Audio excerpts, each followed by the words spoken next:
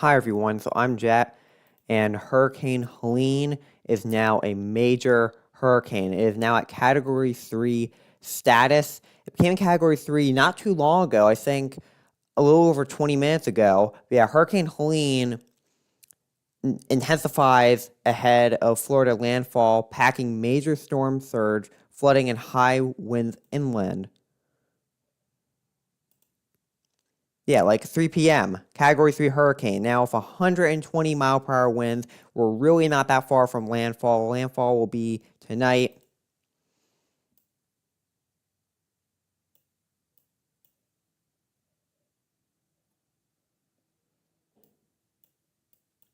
This is on Zoom Earth here. This is the past several hours.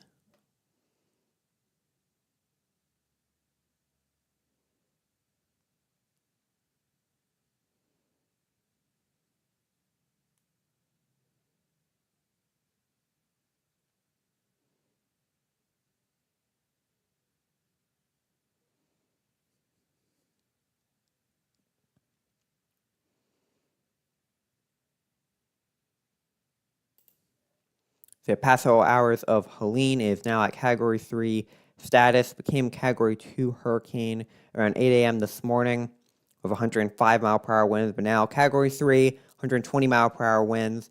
So major hurricane now. At a glance, Helene is spreading rainfall into Florida and the southeast with landfall expected tonight. Potentially catastrophic storm surge could occur in Florida's Big Bend region. Life-threatening rainfall, flooding, damaging winds, and some tornadoes will push inland in the southeast, and those inland threats will be felt in parts of Georgia, the Carolinas, and Tennessee. So Hurricane Helene is intensifying ahead of its landfall in Florida tonight, delivering catastrophic, possibly record storm surge, destructive winds, and flooding rainfall. The fast-moving pace of Helene means its dangers will spread well inland. Life-threatening flash flooding, potential record river flooding, damaging winds and tornadoes are expected in parts of Georgia, the Carolinas, and Tennessee. And here's the latest status on Helene. So Helene became the second major hurricane of the 2024 Atlantic hurricane season Thursday afternoon after an Air Force Reserve Hurricane Hunter mission measured winds of a Category 3 hurricane at 120 miles per hour. It is centered 170 miles west-southwest of Tampa, Florida, and is tracking north-northeast at 16 miles per hour. Maximum sustained winds are 120 miles per hour, like I mentioned before. Bands of heavy rain associated with the hurricane and another weather system continue to pummel parts of Florida and the southeast U.S., prompting occasional flash flooding and tornado warnings.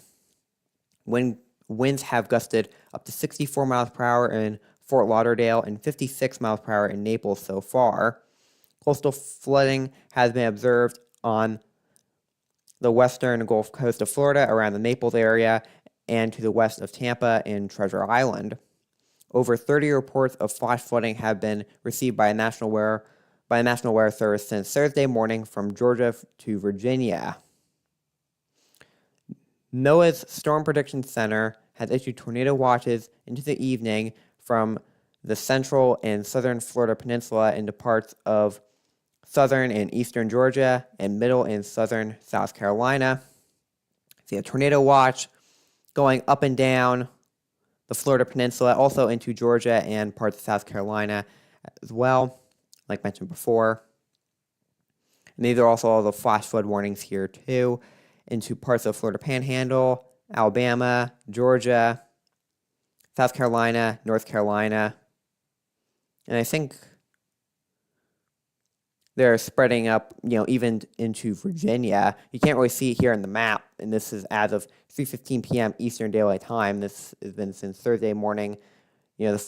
Over 30 reports of flash flooding since Thursday morning from Georgia to Virginia, like I said before. The structure of Helene near its center limited its rate of intensification overnight, but it's strengthening now amid low enough wind shear in deep, warm ocean water. Tropical storm force winds extend up to 345 miles from the center of Helene, making it a large hurricane. That large size and increasing forward speed are the reasons Helene poses such a major storm surge danger at the coast, as well as widespread high wind and flooding rain threats well inland. So looking at Key West here, 25 to 30 mile per hour winds with 40 to 50 mile per hour gusts. Tampa, 20 to 25 mile per hour winds with 35 to 40 mile per hour gusts. Savannah, 15 to 20 mile per hour winds with 25 to 30 mile per hour gusts. And then Tallahassee, 5 to 10 mile per hour winds, and the gusts aren't on there since they're 5 to 10 mile per hour winds. And this is tropical storm force winds and, of course, the hurricane winds in the purple. In the purple circle indicates the extent of hurricane force winds. And they have to be at least 74 miles per hour or greater. Watches and warnings are in effect. A hurricane warning is in effect for Florida's Big Bend and Nature Coast in the middle Georgia, including from Tallahassee to Albany to Macon. Storm surge warnings extend from Mexico Beach southward to Flamingo, including Tampa Bay and Charlotte Harbor. As shown in the map below, tropical storm warnings cover almost the entire rest of Florida and Georgia, not covered by hurricane warnings, all of South Carolina and much of western North Carolina. These alerts mean hurricane, tropical storm, and storm surge conditions are expected in these areas as Helene moves. Interests in the warned areas should implement their hurricane plans and heed any advice from local emergency managers. So tropical storm warning, I mean the whole state of Florida, Georgia, South Carolina, even to eastern Alabama and western North Carolina are affected with this tropical storm warning. And the cities include Tampa, Miami, Panama City, Atlanta, and Charleston. At least that's what's on here on the map. And then the hurricane warning, Tallahassee's in there in this purple here. Much of the Florida Peninsula, including Tallahassee, also including Albany in there as well. Again, the purple of the hurricane warning extending much into southern and western Georgia.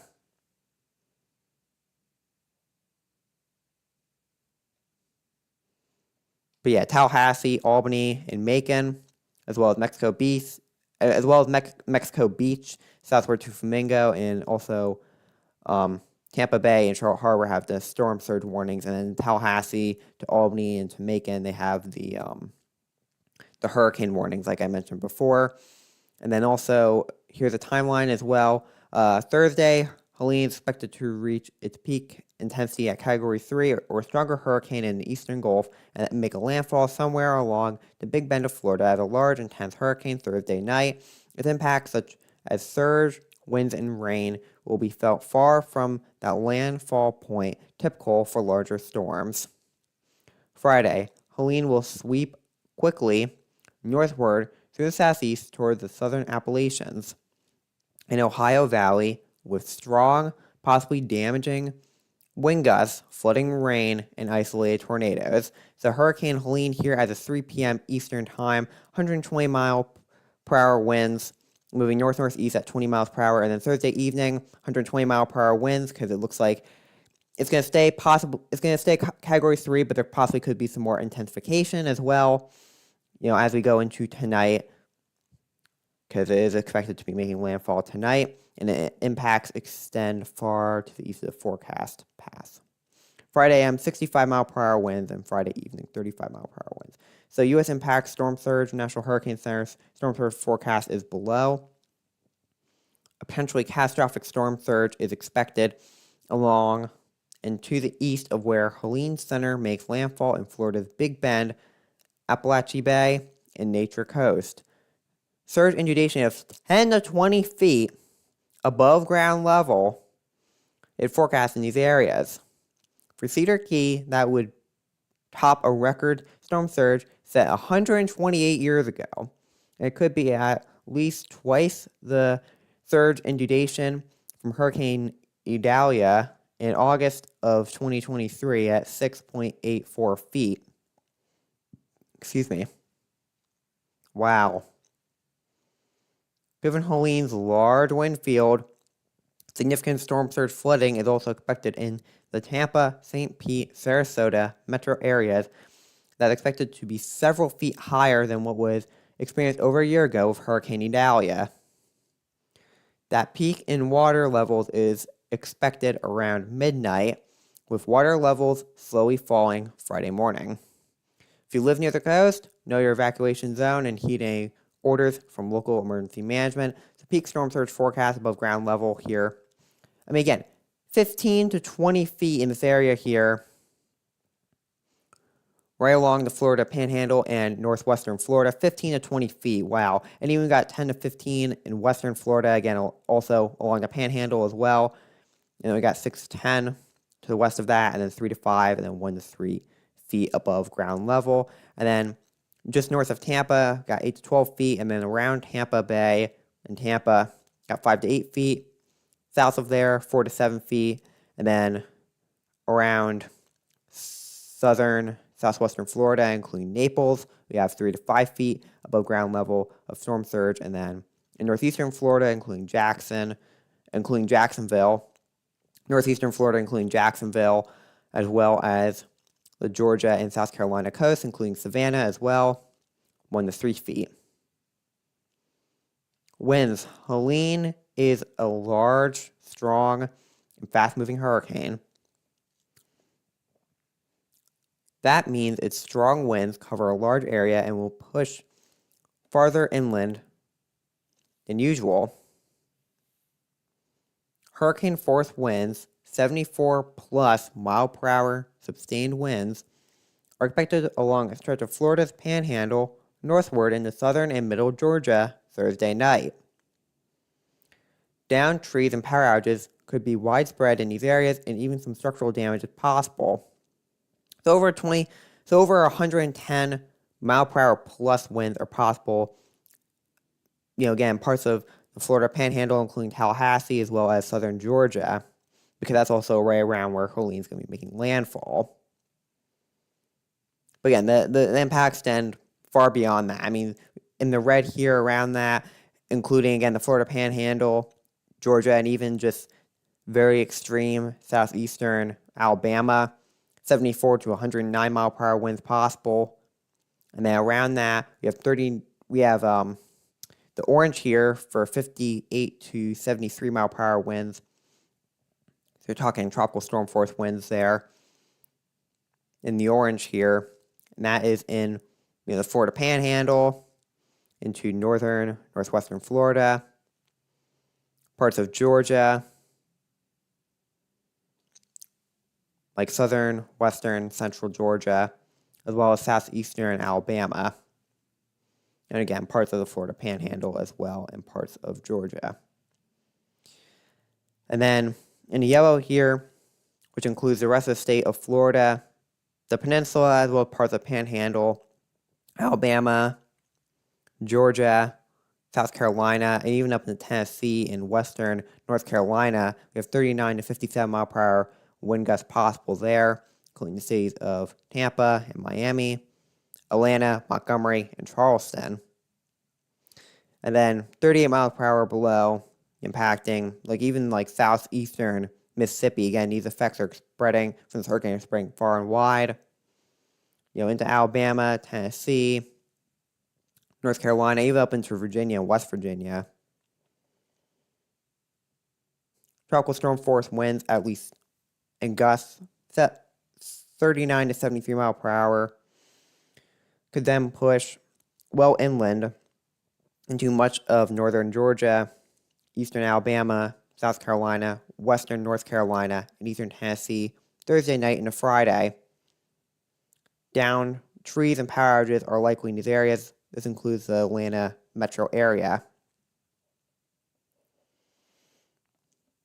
Again, very likely widespread power outages are expected along western and the Panhandle of Florida, including Daytona Beach, Tampa, Daytona Beach, Tallahassee, and Albany, Georgia. Widespread power outages are expected in those areas, again going from western and the Panhandle of Florida up into southern Georgia. Likely, Again, going from Tampa. And then we got Daytona Beach there. But basically going from the western part of Florida up into northeastern Florida. Looks like also around the Jacksonville area as well. And also power drill likely throughout much of Georgia, as well as parts of South Carolina, including Atlanta, Augusta, Savannah.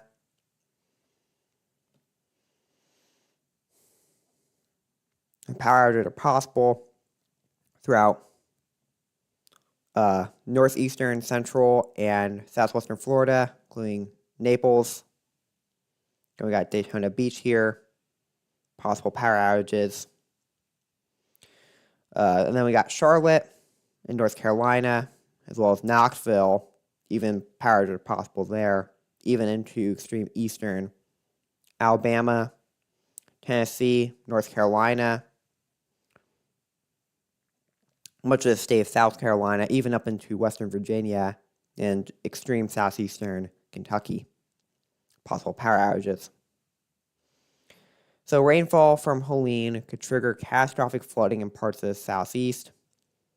That's because heavy rain already soaked the region on Wednesday ahead of Helene's arrival from parts of Georgia, including the Atlanta metro area, into the southern Appalachians. Helene's bands of heavy rain will fall on those increasingly saturated areas into at least early Friday. A rare high-risk flood outlook has been issued by NOAA's Weather Protection Center from northern Florida into a large part of Georgia, upstate South Carolina, and western North Carolina. This means flooding could be life-threatening in these areas. In the southern Appalachians, this heavy rain, in addition to the hilly mountainous terrain, is a prime setup for destructive, life-threatening rainfall, flooding, and landslides. Major to locally record flooding is possible on some rivers, including the French Broad in western North Carolina near Asheville, where flood levels could rival the historic 1916 flood from over 108 years ago. Wow.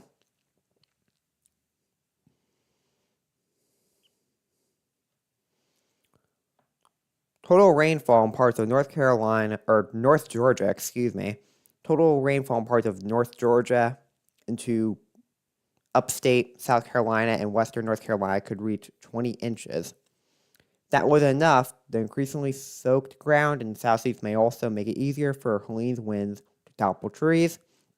Elsewhere, a broad area of at least 3 inches of rainfall is expected from Florida to the central Appalachians and westward into Kentucky, Tennessee, and parts of the mid-Mississippi Valley. At least local flash flooding is possible in these areas.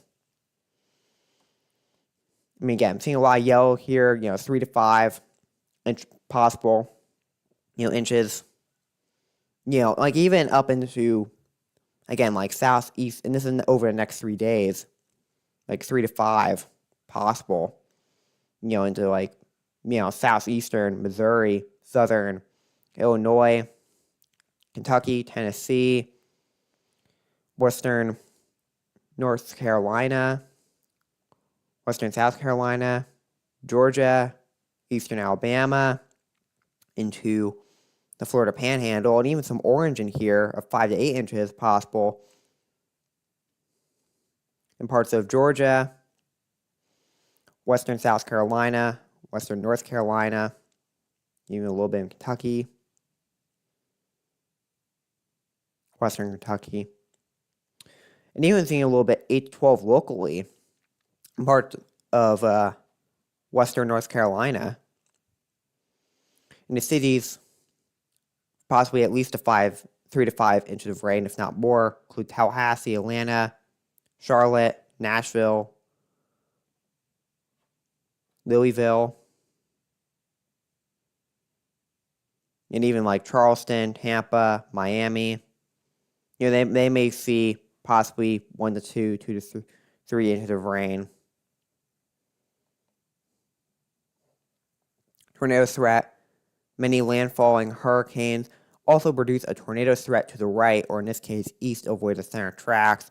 Parts of Florida, southeast Georgia, and eastern South Carolina have the greatest chance for a few tornadoes through early Friday morning.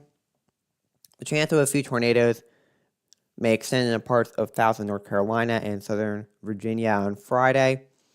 So it's likely along the Georgia and South Carolina coast, as well as extreme northeastern Florida, looks like including Jacksonville, Savannah, Jacksonville and Savannah. Got Wilmington right there as well. But yeah.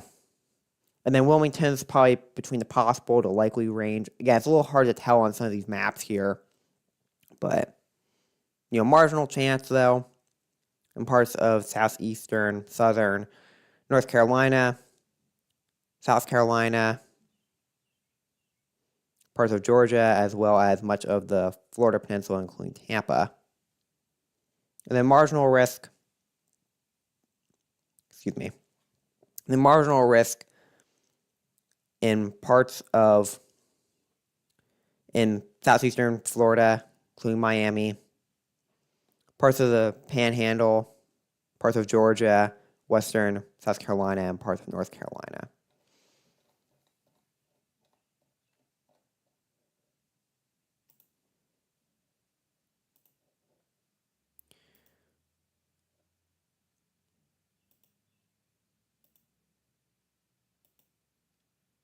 So I'm going to be linking this all in the description. Just give me a minute to change my account over.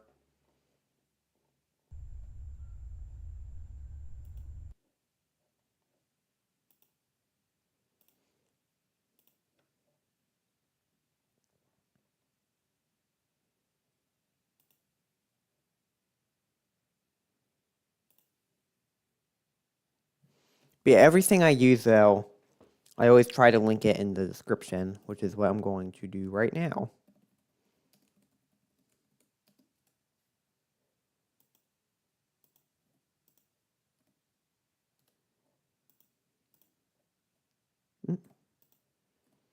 We'll also take a look here at tornadohq.com, and we do also have 8 active severe weather warnings right now for Georgia on here. Including, we got 2 tornado warnings for Dodge, Telefair, and Wheeler counties in Georgia. So this one's going to expire. Both of these are going to expire in about a minute. Got more special marine warnings here.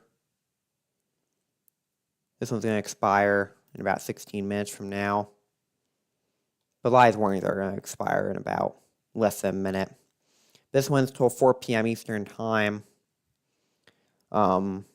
Waterspouts and wind gusts up to 40 knots.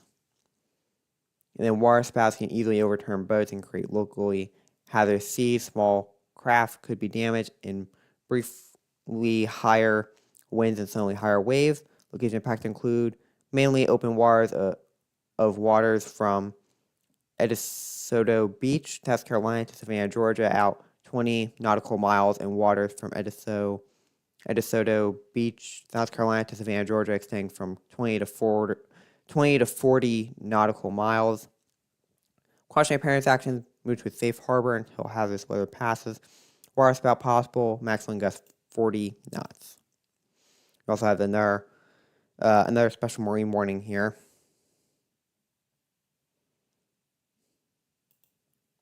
This one's till 4 p.m. Eastern Time. Waterspouts and wind gusts of 34 knots or greater. So waterspouts can quickly form and capsize boats, damage vessels, and create suddenly higher wave. Make sure all on board are in a secure location wearing life jackets.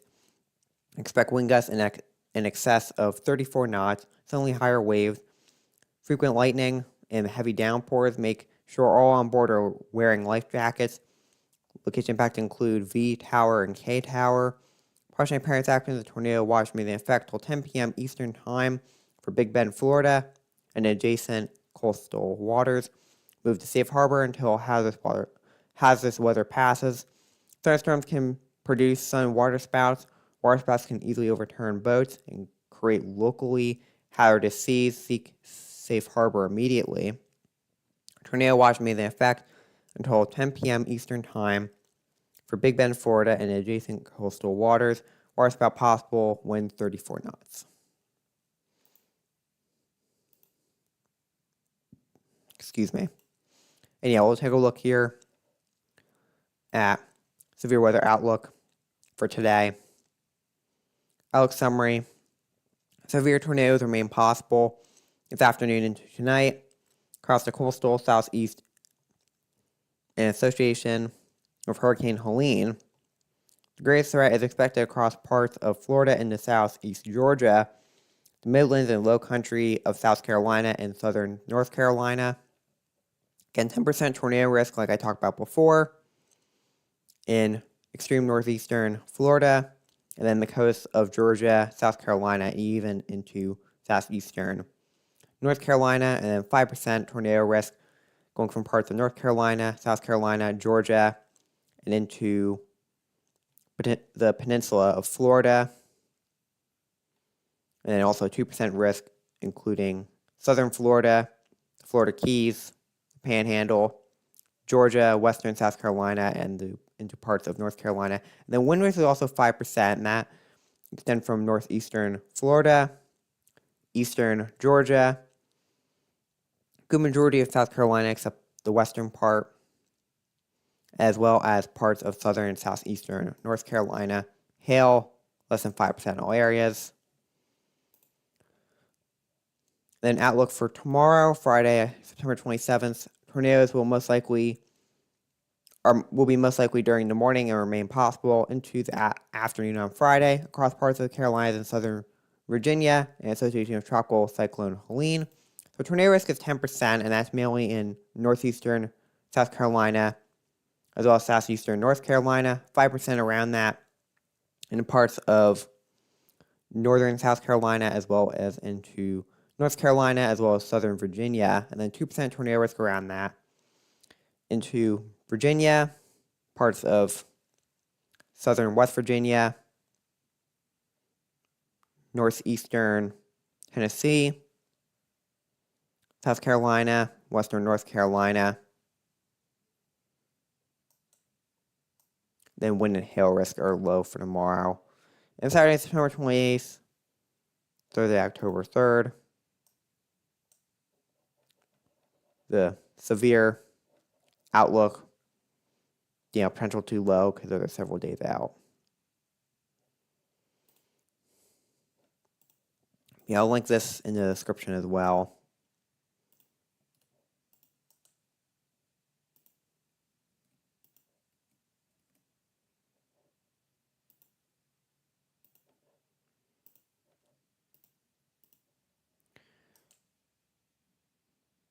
And I do also want to look at, I think it's a video, or maybe it's not a video, but basically it's also going to tell us about tracker, the display models, the forecast path, and more. So Hurricane Helene is headed for damaging landfall in Florida and inland over the southeast.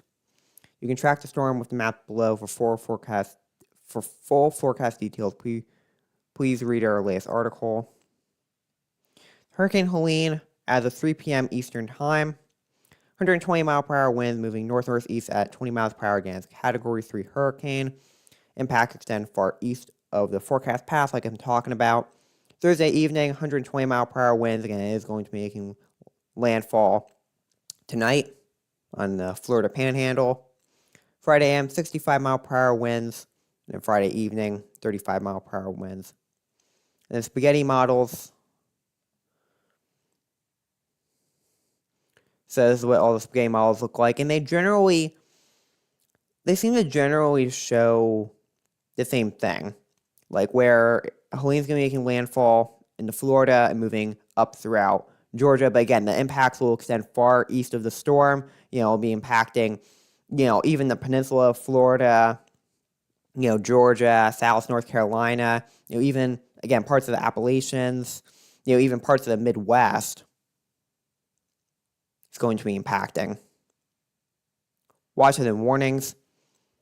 So, we got a hurricane warning in effect here for the Florida Panhandle, as well as into Georgia and even extreme southeastern Alabama, including Tallahassee up into Albany. And like this hurricane warning, again, this is at 3 p.m. Eastern time, even goes south of, it's like to the south of Atlanta, because they're in a tropical storm warning.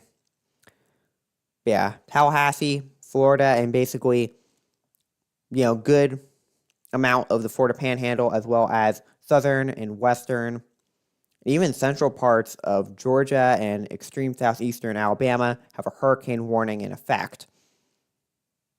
Even parts of western Florida, again, hurricane warning in effect.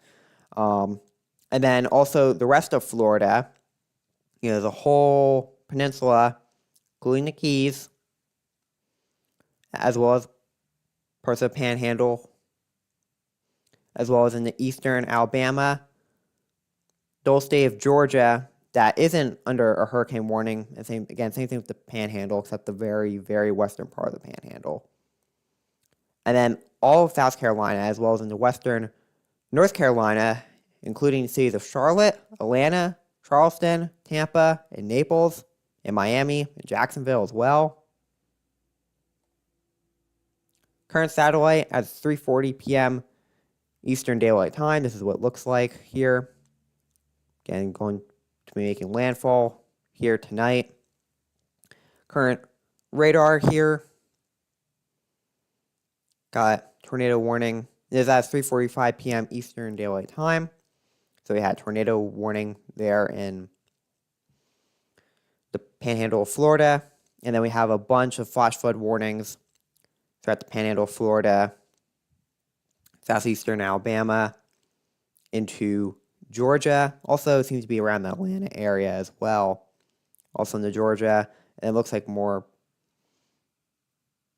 Yeah, also into Georgia, and the South Carolina and North Carolina. And, even the flash flood warning even extended up into Virginia this morning, from what we read in the article a little earlier. Current wind field size.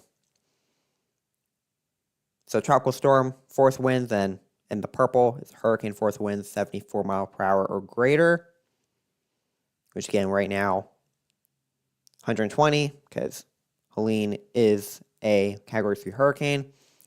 So for Key West, 25 to 30 mile per hour winds of 40 to 50 mile per hour gusts. Tampa, 20 to 25 mile per hour winds of 35 to 40 mile per hour gusts. Savannah, 15 to 20 mile per hour winds of 25 to 30 mile per hour gusts. And then Tallahassee, 5 to 10 mile per hour winds. And then rainfall forecast over the next 3 days. Can talk about all this before. 3 to 5 inches possible.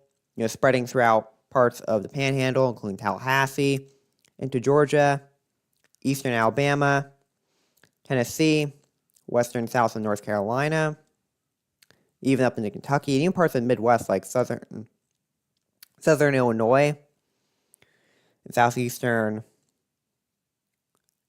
Missouri, including Nashville, Louisville, Charlotte, like even locally in some areas, especially in North South Carolina, as well as in Georgia, possibly 5 to 8 or even 8 to 12 in western North Carolina possible here over the next 3 days. Peak wind forecast. Again, talked about all of this before.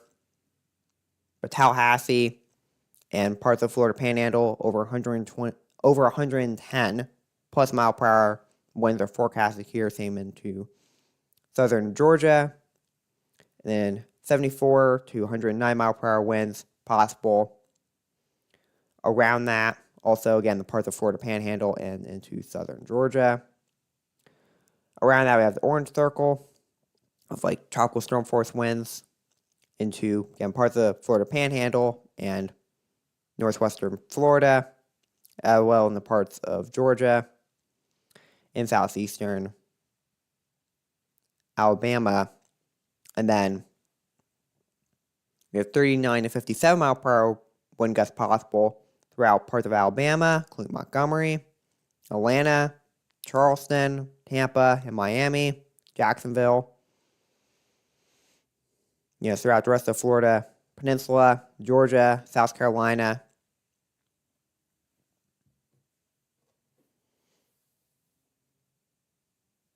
Alabama, as well as Tennessee and western North Carolina. Again, power outage forecast here. We've been talking about all this before. Link this in the description as well.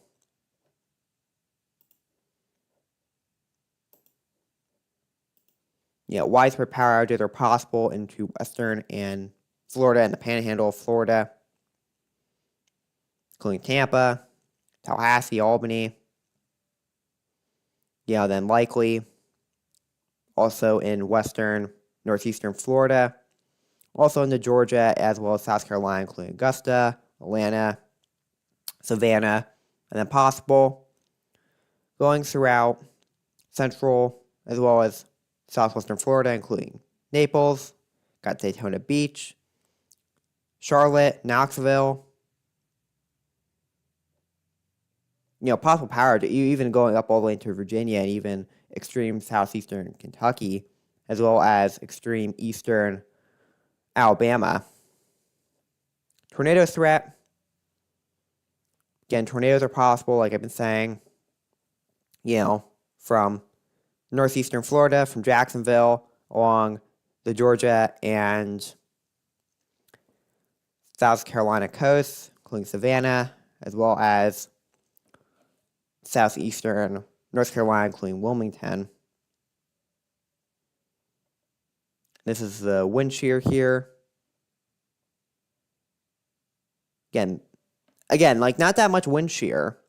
See like the lighter blues around it. Because of wind shear and all, like the lower wind shear, and also because of the deep, warm ocean waters, again, from what we read earlier, Helene is expected to intensify a little bit more before it makes landfall. Again, waters here seems to be between this tealish color here to like the green to the yellow to where Helene's at. There's also track history too. So we know the tropical storm in the orange, and then Category 1, Category 2 hurricane. Now it's in the pink because the Category 3 hurricanes, September 23rd. So I put that in the description below as well.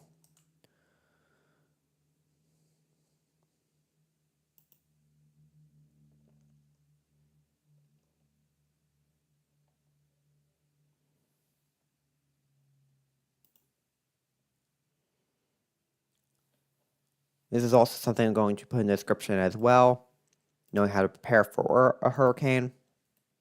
And hopefully everyone is prepared.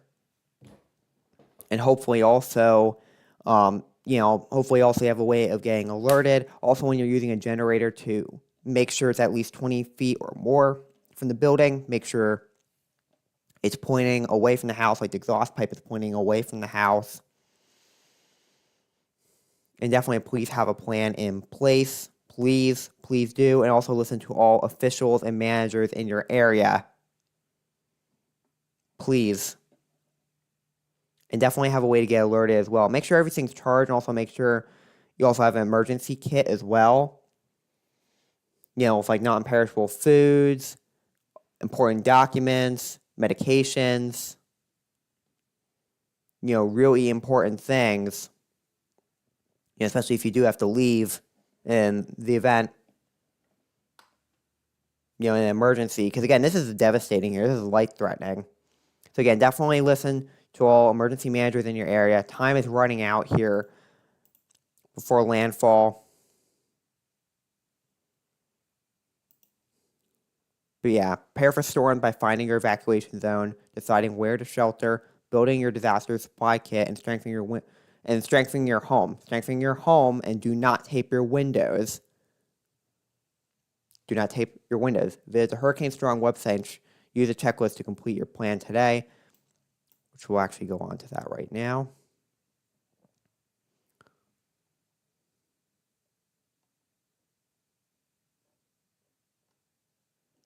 I'm also going to put this in the description as well. So any of this stuff put in the description, so if you want to learn more. So yeah, during it's critical time to stay safe and put your disaster preparedness plan into action during a hurricane. Take all safety precautions, monitor the storm, and follow the advice of authorities, especially if they order evacuations. If you don't evacuate, stay indoors and shelter in a room, windowless room, or shelter in an interior. Yeah, so if you don't evacuate, stay indoors and shelter in an interior, windowless room during high speeds.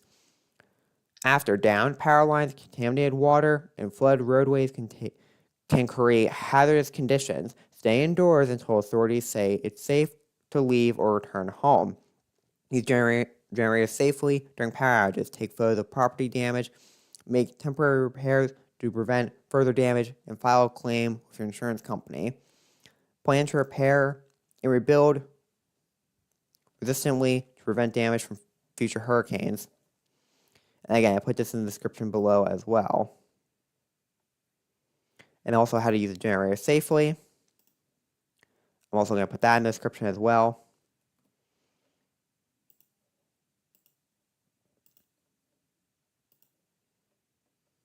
So yeah, before power outage, prepare for one, keep a disaster supply kit handy with water, non-perishable foods, medicine, printed copies of essential documents, baby supplies, pet food, and more. Maintain a supply of cash as ATMs may not operate, and businesses and restaurants may be unable to accept debit or credit cards. Maintain a supply of flashlights, batteries, hand crank, cell phone chargers, battery and solar-powered radios. Identify an alternative power supply for any family members who are dependent on electric medical equipment. Considering purchasing a portable generator and learn how to use it and ventilate it safely before an outage occurs. Consider purchasing and installing a standby home generator with an automatic switch. Keep your landscape trimmed and clear of dead or weak branches to prevent power loss from downed trees and limbs. Consider evacuation needs. Keep your gas tank full or near full at all times, as gas stations rely on electricity to power their pumps. If you use your car to charge your devices, never leave running inside a garage, partially enclosed space, or near a home. So yeah, you definitely want to keep your gas tank full or diesel tank, or you want to keep your vehicle charged up as well if it's an electric vehicle. But you definitely want to make sure your vehicle, is full of either electric charge, gasoline, or whatever you may drive. Make sure it is ready to go, Like, make sure it's full of gas, all charged up. Make sure it's all ready to go.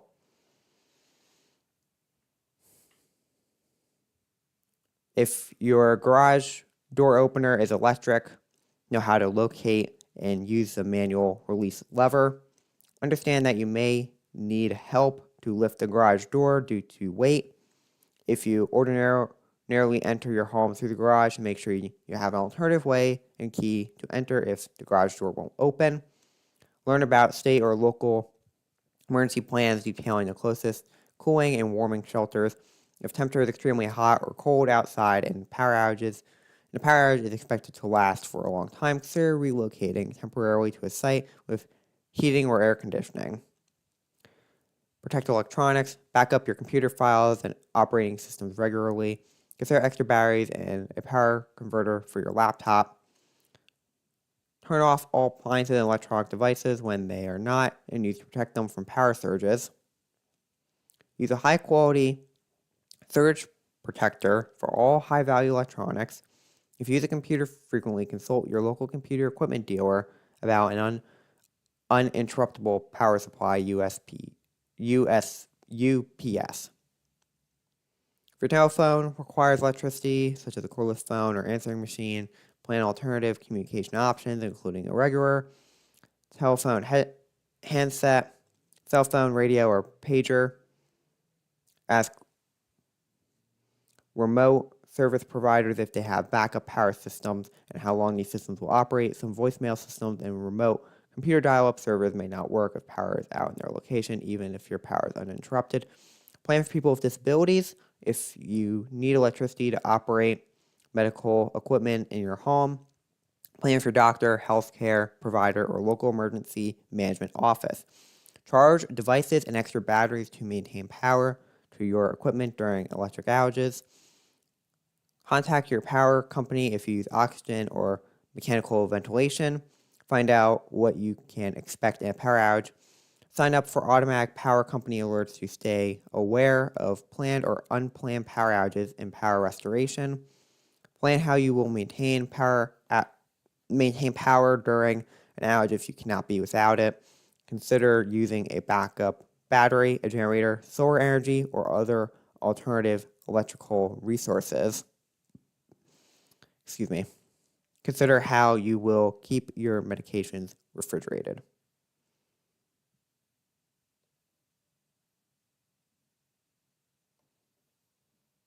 During and after an outage,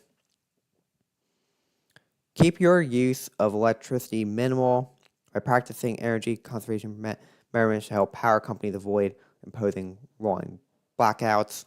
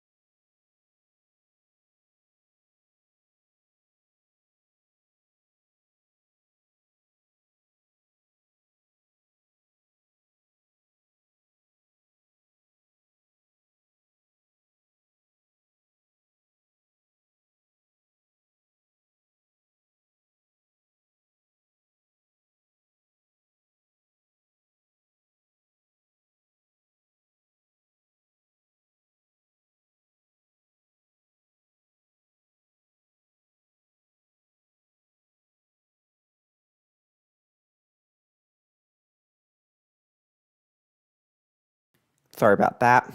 Um, excuse me. Yeah. So during and after a power outage, keep your use of excuse me. So yeah, during and after a power outage, keep your use of electricity minimal by practicing energy conservation measures to help power companies avoid imposing rolling blackouts. Use sewage check valves and backflow preventers on your home to guard against contamination. Electrical power loss can have many secondary effects, including compromised water and sewage systems. Use flashlights and rechargeable lamps instead of candles during a power outage. Candles present a fire risk when first responders may be unable to reach you. Turn off any electrical equipment that wasn't used before the power outage, but leave one light on to alert you when the power resumes. Check on elderly neighbors, friends, or relatives who may need assistance if the weather is severe during the outage. During a power outage, resist the temptation to call 911 for information. Use radios, online news, sources, or social media channels for updates. Be careful when driving through intersections as traffic lights may not be working. Once your power is restored, wait a few minutes before turning on major appliances to avoid problems caused by a sharp increase in demand. Practice food and water safety. During or after a power outage or disaster, your food may no longer be safe to eat. Take precautions to prevent food spoilage and know where you should dispose of refrigerated food. Food that has not been refrigerated can spoil quickly and cause severe health problems, so you should take all the steps to keep it safe. Here's how the following steps to extend shelf life of your refrigerated food. Turn your refrigerator or freezer to the coldest setting before the power goes out. Keep a supply of non-perishable foods, medicine, baby supply, and pet food on hand. Prepare 1 gallon of water per person per day for at least 3 days. Fill plastic containers with water, leaving about an inch of space in the container, and store them in your refrigerator or freezer as space allows. Storing this water will help keep food cold during a power outage. Keep 1 or more coolers with ample ice to keep your food cold in case power outage is prolonged. Avoid storing perishable foods above 40 degrees Fahrenheit for more than 2 hours. Keep the refrigerator and freezer doors closed. If doors closed, items in the refrigerator will keep up to 4 hours. If the door is still closed, items in a full freezer will stay frozen for about 2 days, and in a half full freezer for about 1 day.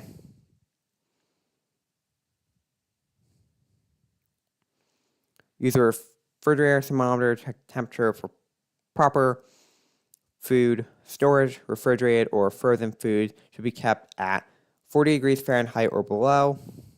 Discard any perishable refrigerated foods that have been above 40 degrees Fahrenheit for more than 2 hours. Discard any food with unusual odor, color, or texture. Remember, when in doubt, throw it out. And then food exposed to wildlife can be unsafe from the heat of the fire, smoke fumes, and chemicals used to fight the fire. How to safely use a generator. You can also make your home resilient to power loss by using a combination of power generation options from basic to sophisticated. Then you can provide power backup or backup power for lighting, food preservation, limited air conditioning, prevention of mold growth on interior finishes, and much more. Consult a licensed professional electrician to evaluate your generator. Purchase options. 2 kinds of generators can generate emergency power in your home. Permanently installed standby or whole house generators and temporary portable generators. Ensure your house is properly ventilated. And properly ventilated generators can cause deadly carbon monoxide fumes to build up. The fumes are odorless and are often fatal. Understand the primary hazards to avoid when using a generator: carbon monoxide, CO poisoning from the toxic engine, exhaust, electric shock, electrocution, and fire. Follow manufacturer instructions before using a generator to learn about safe usage like proper grounding. Consult relevant federal, state, and local regulations to see if you need a permit. Before you can operate your generator, disconnect the regular source of power to your home. Hire a qualified electrician to install the correct equipment that meets local electrical codes, or ask your utility company to install an appropriate power transfer switch. Use gas-powered generators only in well-ventilated outdoor areas. Always operate the generator outdoors and away from open windows and doors. Never operate it inside, including the basement, enclosed patio, or garage. Store fuel for the generator in an improved safety can. Use the type of fuel recommended in the instructions or on the generator label. Ask your local fire department if local laws restrict the amount of fuel you may store at your location. Store the fuel outside of living areas in a locked shed or other protected area. To guard against accidental fire, do not store it near a fuel-burning appliance, such as a natural gas water heater in a garage. Inspect and maintain your generator regularly. Consider a maintenance contract that provides at least one service visit per year. Keep fresh fuel in the tank and periodically run the generator to test performance. Regularly monitor above ground storage tanks, pipes, and valves for cracks, leaks made, and any need repairs immediately. Meet any regulatory requirements for tanks. Keep the generator dry to avoid electrocution. Be sure to turn the generator off and let it cool down before refueling. Gasoline spilled on hot engine parts could ignite. Regularly start your generator even when there is not power outage to ensure that it's working properly. How to install and use a portable generator. Install electric carbon monoxide detectors with battery backups on each floor of your home, including outside each bedroom. Follow the manufacturer's instructions and use a portable generator only when needed for essential equipment.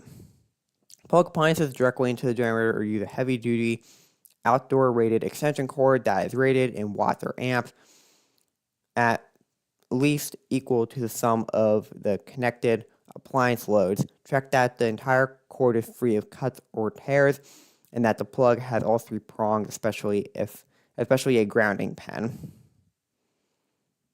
Adopt and install a transfer switch or connect appliances directly to the generator. Only connect individual appliances to portable generators and never plug a generator into wall outlets. Plugging generators into the home electrical system can feed electricity back into the power lines. Known as backfeeding, this practice puts utility workers, your neighbors, and your family at risk of electrocution. Keep generators, gasoline-powered equipment, and tools for grills, camp stoves, and charcoal burning devices outdoors and away from doors, windows, and vents that could permit deadly carbon monoxide to come indoors. Keep generators outside at least 20 feet away from open windows so exhaust does not enter your or your neighbor's home. Never place a generator in your garage. Keep the generator dry by operating it only on dry surfaces and when your hands are dry. Do not use the generator in wet or rainy conditions. Store fuel for your generator in a cool, dry, well-ventilated place outside your home. Keep any fuel-burning appliances in specially designed containers and fuel your generator outside. Be sure to turn off and cool down your generator before refueling. How to install and use a standby generator. Consult a licensed professional to assist you with your selection and installation of a standby generator. To use a generator that is listed and approved by Underwriters Laboratories or a similar standards organization, some jurisdictions require air quality permits, so consult a licensed electrician to identify the requirements in your area. Install the generator outdoors near the incoming gas service, near the main electrical panel, or on a flat, low mounting area. The recommended distance from your home to the generator depends on state and local building codes. A minimum of 20 feet is recommended. Position the generator so the exhaust not blow on plants or other materials. No plants, shrubs, or other ignitable materials are allowed within 1.2 meters or 4 feet of the exhaust end of the generator set. Do not install a generator where exhaust gas could accumulate, seep inside, or draft into a building. Furnace and other small intakes must be at least 10 feet from the exhaust end of the generator set. Do not use the generator near open doors and windows. Do not place the generator set near patios, decks, play areas, or animal shelters. Do not install a composite mounting pad directly on the grass, wood, or other combustible materials. Clear all ignitable materials, including plants, shrub, building materials, and lawn furniture from an area at least 4 feet beyond the exhaust end of the generator. Flood hazard areas. Place the generator and its control systems above the highest expected flood level, and high wind areas. Securely mount the generator to a concrete pad according to the mounting instructions in the installation manual. So before you turn your power back on, hire a licensed electrician to inspect your equipment before returning it to service if you have standing water or if any of your electrical components are or were submerged in water. Carefully evaluate your circuit breaker box to ensure it is not compromised or wet. Replace any wiring that came into contact with salt water. Disconnect connected appliances from their outlets until they have been inspected, repaired, and are certified by a qualified professional as safe for use. Circuits with permanently affixed appliances like dishwashers should remain off until circuits and appliances are certified as safe by a qualified professional. Heating and mechanical equipment should be inspected by a qualified professional before returning to use if it has been in contact with any water. Failing to inspect and certify appliances, equipment, and system that's safe to use can result in life-threatening shock or electrocution and destroy the equipment as well. How to turn the power back on. If you're unfamiliar with your home's electrical systems, contact your power company or a qualified electrician to make sure your home is safe from electrical hazards. Follow your power company's advice and precautions. Watch for loose or down power lines and tree limbs or debris, as they may hide an electrical hazard. Treat loose or down power lines as if they are energized, and report them to the power company, police, or fire department immediately. Warn others of the loose or down power lines. Do not enter a wet or flooded area or building if the power is on. If your exterior electrical source equipment has been flooded, have the local power company remove their metering equipment before you can enter the building. Explosion, electrocution, or fire can occur if the power is restored to flood metering equipment. Turn off electricity as the main breaker or fuse box, even if your community's power is off. Do not turn the power off or on at the breaker box. If you must stand in the water to do so, call an electrician. After confirming that the power is off, leave it off until a licensed electrician can inspect and repair the electrical wiring or equipment, and a building inspector improve the work. Do not go into a flood basement until you are sure the electricity is off. Do not connect generators used to power a house until after all compromised wiring has been disconnected or repaired. This seemed to be a very good article, again, especially for this hurricane. How to use a generator. There's a lot of really good information on there that I just read off.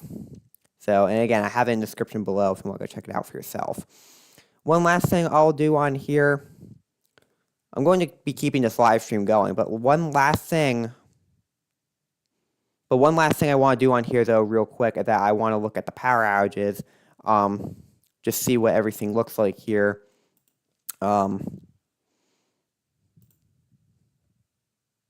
Sometimes there's pop-ups that come up on my computer here. But yeah, we'll look at the power outages here right before I end. I'm not going to end this live stream. We'll look at the power outages here, though, before I go to the radar. Because I will be playing off this radar in this live stream. So, Yeah, before we do that, though, we look into power outages here real quick. So Sarasota County, 19,678 are out there. There's over 126 customers out, 126 to 83. Wakulla County, 639. Indian River, 1,152. Polk County, 5,084. Hillsborough, 10,624. Manatee County, 12,703. Sarasota County, 19,678. DeSoto County, 367. Highlands County, 2,939.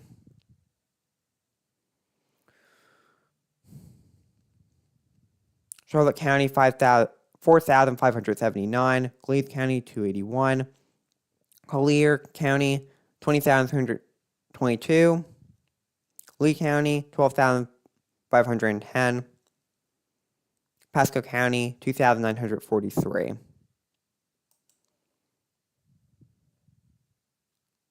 Then going to North Carolina here, we have over 14,000 customers out there, 14,204. So, Iredell County, 3,645.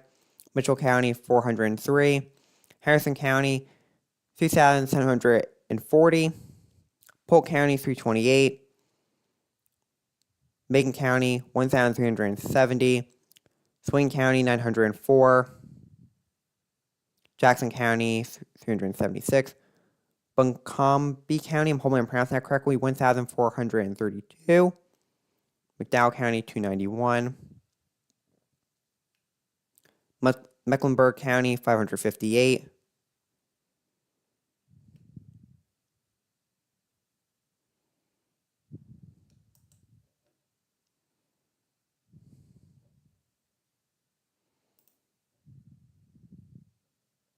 Georgia here also has 9,563 customers out.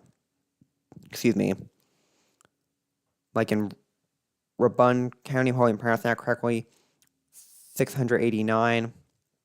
Whitfield County, 767.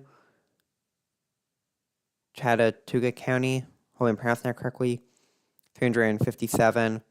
Harris County, 831 are out there. Meriwether County, 302. Coweta County, hopefully I'm pronouncing that correctly, 541. Rockdale County, 381. And obviously all these power outages are going to be going up because of not Debbie, bleh. I can't speak right now. But yeah, unfortunately, all these power outages are going to go up because of Helene.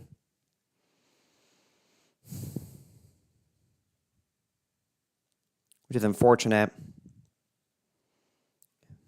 Especially when it makes landfall. And again, all the impacts are going to be expanding, especially far east of where Helene is, from where Helene directly impacts, like we've been talking about. Like impacts extend far east of the forecast path. So yeah, please definitely stay safe out there, everyone, as always. Put a lot of what I use in the description below if you want to go check it out for yourself. So I'm going to mute my mic now. Please stay safe out there, everyone, as always, and I hope that all of you will enjoy this live stream.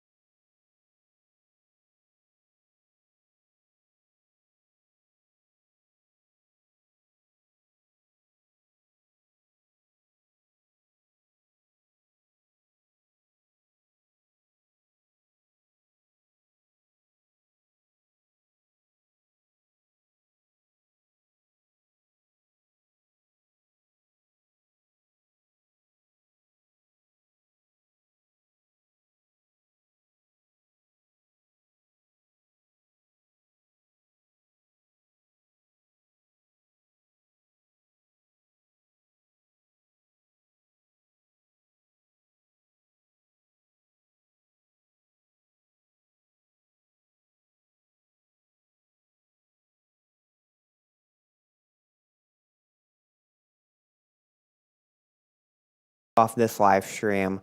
And I might start another one for a little bit later on tonight. Yeah. So I think actually I'm probably going to be ending off this live stream.